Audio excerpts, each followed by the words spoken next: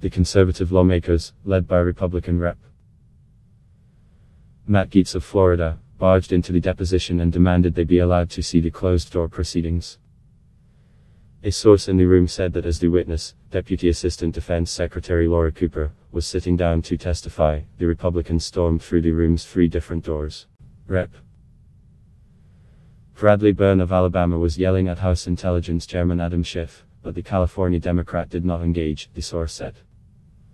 Other Democrats, including Rep. Gaetz of Florida, shouted back at both Byrne and Republican Rep. Louis Gohmert of Texas, who were yelling about the process.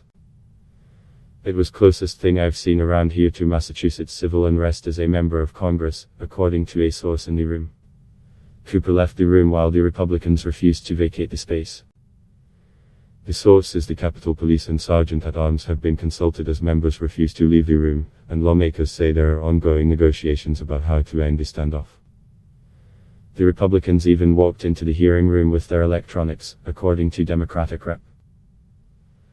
Jerry Connolly of Virginia, which is prohibited in the space, known as a SCIF, a sensitive compartmented information facility, because it's a secure room used for discussing and handling classified information.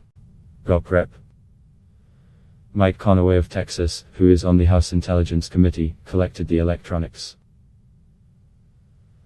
Live updates. The latest on the Trump impeachment inquiry, all of us put our electronics in boxes outside, Connolly said.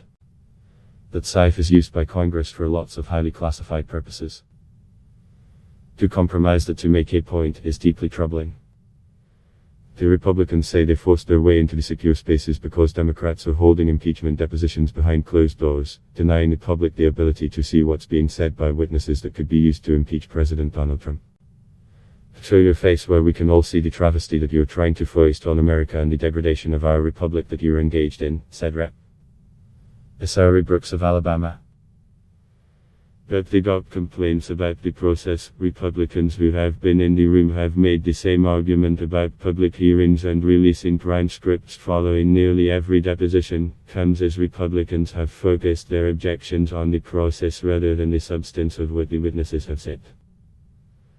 The GOP disruption comes one day after the committees heard from the top-us diplomat in Ukraine, Bill Taylor, who told lawmakers in a lengthy opening statement that Trump had demanded Ukraine launch an investigation to help him politically before a security aid to Ukraine would be released, undercutting White House claims there was no quid pro quo with Ukraine.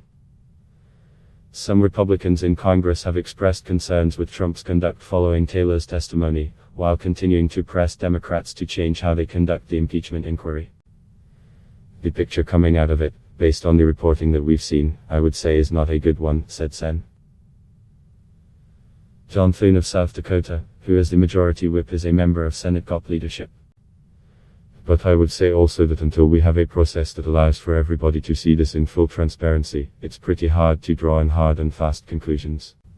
But many Republicans in Congress remain fiercely loyal to Trump. Brooks responded to questions about his reaction to Taylor's testimony by arguing that just hearing bits and pieces of testimony means you're apt to be fooled. We don't know whether what he said is true or not because of the sham processes being used, Brooks said. We have a judicial system, we have a Bill of Rights that are designed to guarantee a process so that fact-finders have the best chance of reaching the true conclusion. Democrats say that Republican complaints about the process are simply unwarranted. Republicans on the 3 committees, Intelligence, Foreign Affairs and Oversight, have equal time to question witnesses. Schiff has said that the committee will release transcripts and hold public hearings, but said they are conducting the fact-finding part of the investigation, like a grand jury before a trial, that's done behind closed doors. He's argued that keeping witness testimony private in the early stages prevents other witnesses from learning what others are saying and aligning their stories. Democrats also pointed to the Benghazi Select Committee run by former Rep.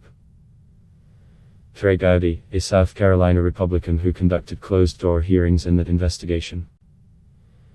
This investigation clearly has far too much fact for their comfort level, so they have to stop it from moving forward, said Rep. Debbie Wasserman Schultz, a Florida Democrat who was in the room when the Republicans barged in. This isn't the first time that Gaetz has tried to enter the House Intelligence Committee spaces during a deposition. He did the same thing last week during a deposition and left after the House parliamentarian said he could not stay because he was not on the committees.